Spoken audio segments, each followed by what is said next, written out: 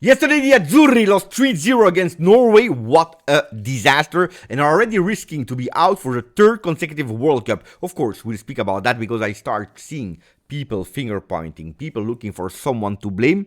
And then we go towards the calendars. Really difficult. The start will be a hell for the Bianconeri, so better to be ready immediately. And then speaking about the different details, the different blocks, Champions League, no Champions League, when are you playing the bigs, not. We'll go with a total debrief before speaking about Calcio Mercato, because we know with Calcio Mercato is crazy. What about the striker situation? Jonathan David, are we still in the run? What about Dusan Vlahovic? What about Kolo Muani? Bad news, good news. We go towards a midfield that can be different than the one that we saw in Serie A. And then speaking about two names that are explaining a bit the will, the vision, the demands of Igor Tudor, but honestly, I don't really agree with the name that I'm reading. Ciao Juventini of the world, my name is Giuseppe, welcome back on the channel. If you want to support the channel also during the weekend, also on Saturday, it's the moment to do it. You know what to do, putting a maximum of like, don't forget to subscribe to the channel, and also to comment, die. Let's beat that algorithm, let's grow all together. We start with La Nazionale, that yesterday lost 3-0. I don't want to go into the details of the game. I really prefer to speak about what the media is telling us, how they are trying, and not only the media on papers, but also a lot of fans are trying to look for someone to blame. One, to finger point. You are under accusation, because this is the title also from Gazzetta dello Sport. Basta, stop, which I agree with. But then I don't 100% agree with Spalletti under accusation. Yes, of course, he needs to be under accusation. You know it. If you are following the channel since years, if you are loyal to GJustjuve, you know that there is not a lot of people. There are not a lot of people that are more hating, can we say it, or at least disliking Spalletti more than I do. I don't like him. I didn't want him at La Nazionale. I was absolutely not on the wave of a yes, he won the Scudetto with Napoli. Attenzione, Italy will play a fantastic, spectacular football. Absolutely not. There is a huge big difference between being a coach of a club and being a coach of La Nazionale, a national team, which is a total different job. You cannot even compare it. I have never been sold about Spalletti. You saw it yesterday also. Before the first whistle, he was already in total depression mode, looking on the ground, looking somewhere, totally lost Spalletti. But I don't want to blame him at first. He's not, because otherwise we will do exactly the same mistakes as we did with Ventura, bad coach. With Mancini, that won the Euro, but then eliminated at the World Cup. We will do the same mistakes with Spalletti and whoever. There is only one name that could potentially hide a bit the big mess, and he already did it in the past. It was Antonio Conte. That was available back then, but we prefer to go for Spalletti. Anyway, he's not. Otherwise, we will just, like this, being blinded.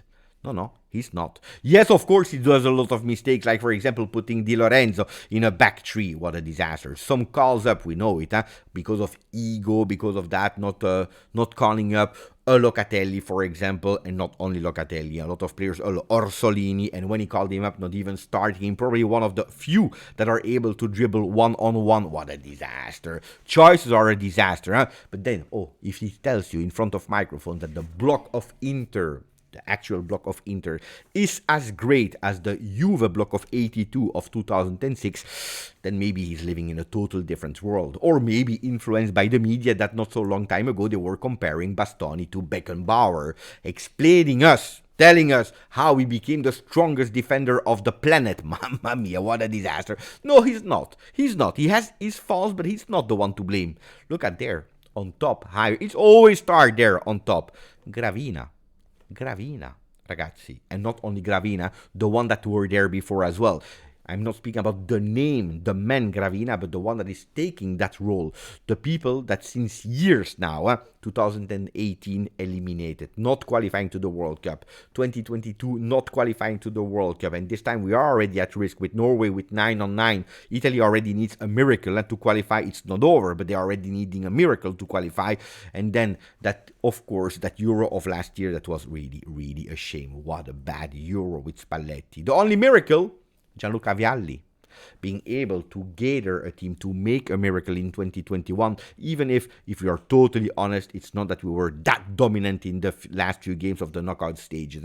A fantastic, beautiful start that gave a lot of hope, carried by who? By the Juventini, by Federico Chiesa, Leonardo Bonucci, Giorgio Chiellini, and I repeat, and I want really to repeat and underline, Gianluca Vialli, that was that much important. No, we are hiding a bit the problems. We were thinking, but if we won the Euro, it means that Calcio is back. That was the slogan that we did for Italian teams in the clubs, but also for La Nazionale. Calcio is back. We are the strongest one of the world. Look at that spaghetti mafia. No. Because in 2018, did you see any reaction? No, there was no. In 2022, after winning the Euro in the World Cup, not qualifying, did you see any reaction? Investments, youth development, trying something new instead of calling Acerbi. Maybe it's time to maybe having players a la Comuzzo, a la Leoni, some players that should already have been there with the first team of national. Even if you're not doing well, you are preparing the future, thinking medium term, long term, instead of being selfish, because that's what they do there in the politics on top, being selfish. If I don't do anything, I'm not taking any risk. And if I don't take any risk, who can blame me? Nobody. Instead, I will be promoted. I will be promoted by a Seferin to a vice president of UEFA for their excellent job done with the clubs and with the Nazionale. Bravo, bravo Gravina, bravo Seferin. That's what we're having. And I tell you, I'm not sure if we would have qualified to the last Euro if it was not for a penalty, ragazzi, a penalty not given to Ukraine in that last game in the post minutes. We all remember a few days after Seferin saying Italy is obliged. They must qualify for Euro 2024, otherwise it will be a disaster. I still have my questions mark about that. Ragazzi, if you want Italy to come back, you need a total overhaul. You need some people that loves Italy, that are not scared to try to test. Otherwise we have a problem. And if you are thinking, yeah, but it's just a passage, the next generation will be good, it's a cycle. It's not. Look at the players that I'm mentioning here. Scalvini, thanks to football wonder kids. Scalvini, Esposito, Caiode, Leoni, Comuzzo, Miretti, Liberali, Gnondo, Camarda, Coleoscio, Coppola, Ndur, Inacio, Pisilli, Pafundi, Ecator. Beautiful players, absolutely beautiful players. Some of them are already 21 and they are not playing, or they had just one app with the national team, with the first one. Speaking about Fabio Miretti, if you tell me he's not good enough, I don't know when he will be good enough. Scalvini is our hope for the defense. He's always injured. We are speaking about Inacio. Inacio, beautiful talent from the under 19 of Dortmund. He was obliged to go abroad to start to play with the bigger team than his age, the under 19s. You know how many apps he had with under 19 of Italy? 0. Under 21? 0. He's playing with the under 17 because we don't launch them, we don't believe in them, we don't give them the chance to develop. And at a certain moment, it's already over, because when they are 20, 21, they don't have the necessary experiences. And we're speaking about Camarda. How much did he receive chances with Milan? Nearly not. I don't know, guys. I don't know if it's really looking beautiful. Leoni, 0 apps with the under 21, for example. One of the players that everyone is looking for. Guys, I'm just telling you that. Luckily, there is tennis. Tutto Sport is telling us.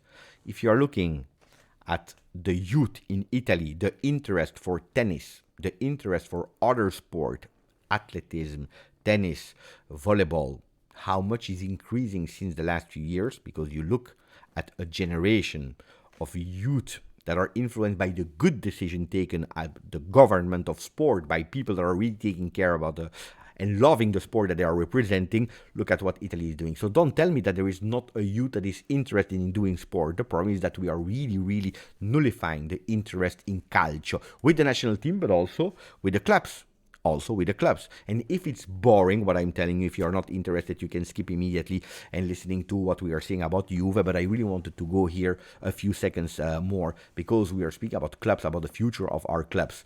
Clubs, not national team this time. If you're looking at the revenues of the different leagues, England had a revenue of 7 billion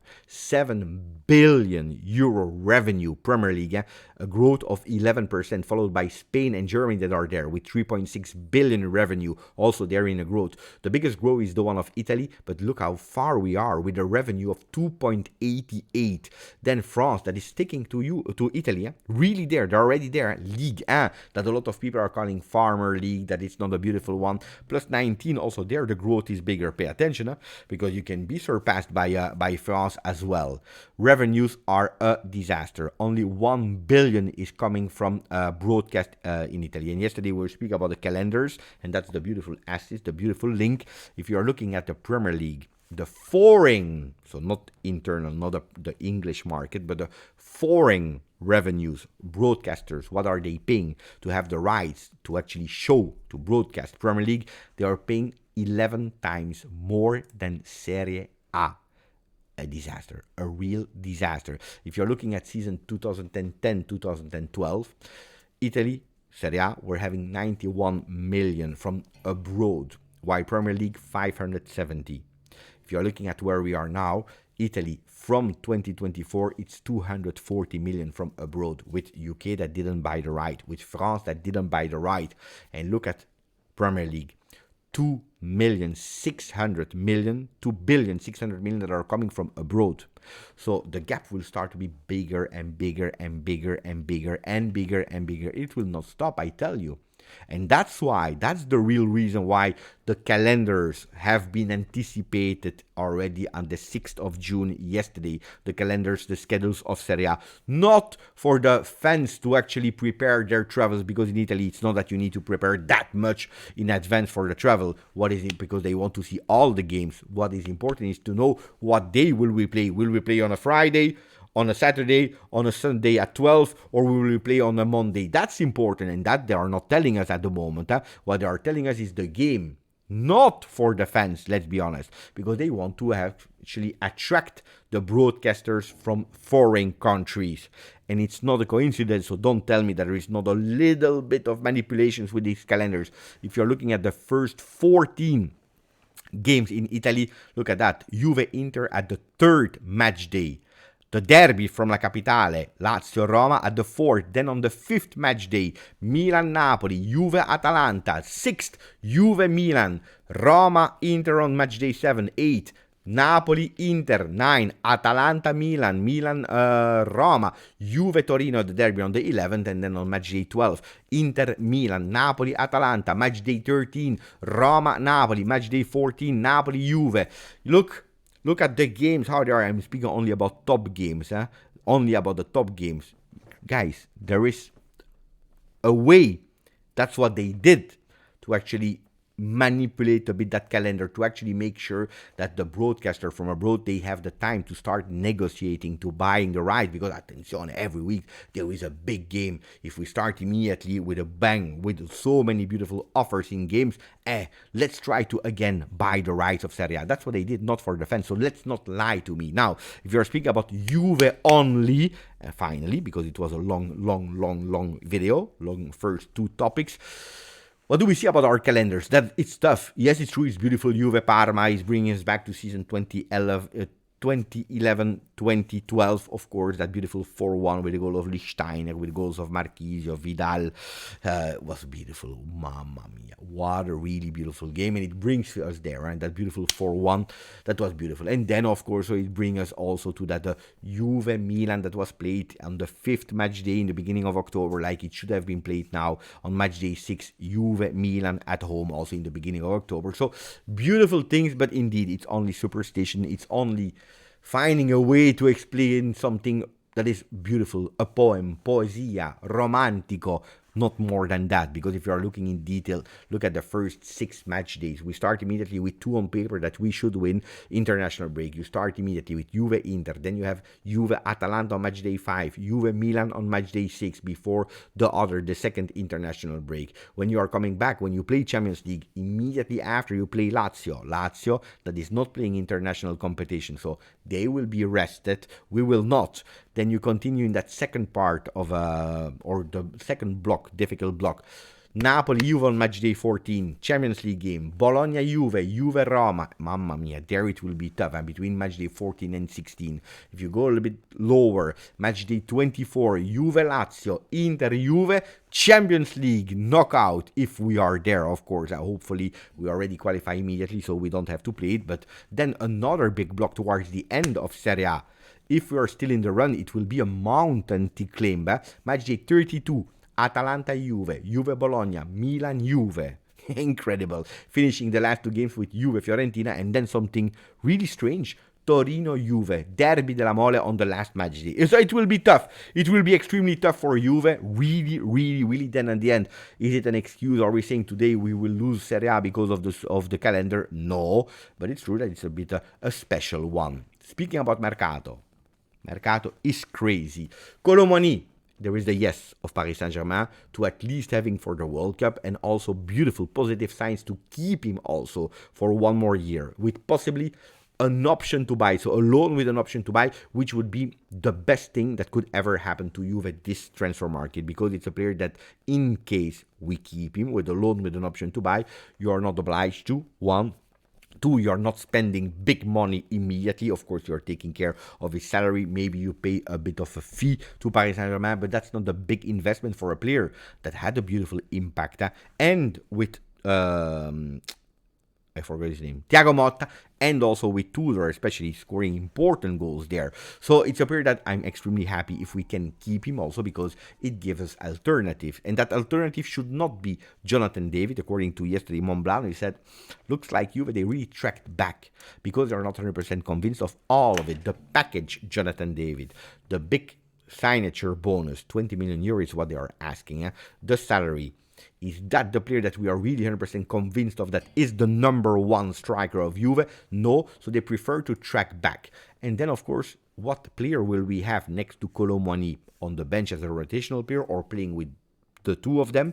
That's the question that Dusan Vlahovic will answer. Because if he leaves, going to Fenerbahce that gave an offer to Juve, 30 million, with also matching the salary of Dusan Vlahovic, or Milan that doesn't want to match the salary but is interested in the certain player, if we are able to sell him, then Juventus will go for a strong name, for a strong second name, to have that dualism of two beautiful strikers, Colomani and a strong one. If Dusan Vlahovic is there, remains there, we have a huge big problem. We can go maybe for a third striker that will be really a C name, a D name, a la Pinamonti, for example.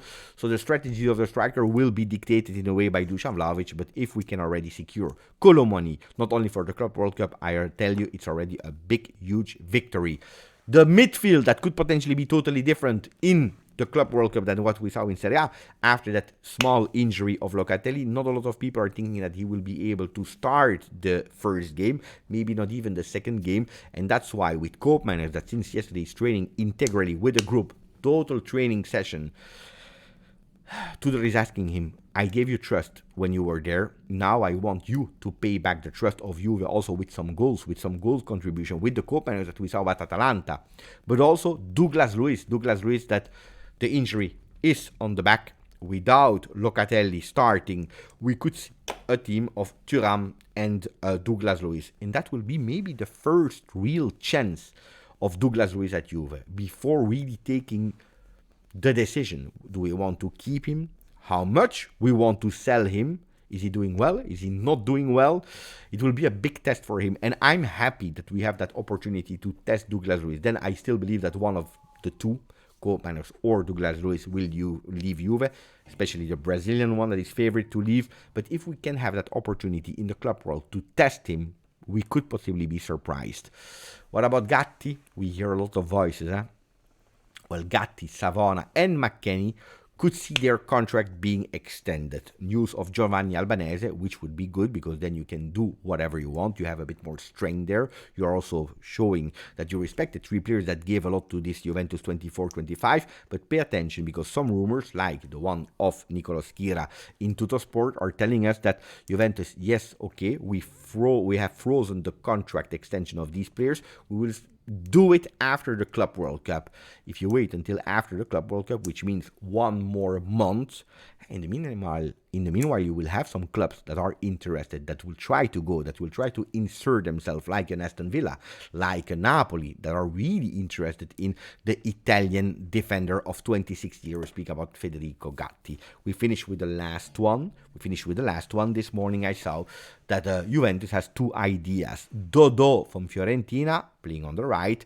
Tavares from Lazio playing on the left, a player that has already been coached by Igor Tudor. If I speak about Tavares, I tell you, good player, had a really beautiful start with Lazio, and then he totally lost himself also with a lot of these annoying small injuries that made him lose 1 game, 2 game, never be coming back at his initial form. So that's a player, if you're looking at our infirmary, if you're looking at the J Medical, it's a player that I would pay attention twice, 3 times, 4 times to really look more than the player's qualities.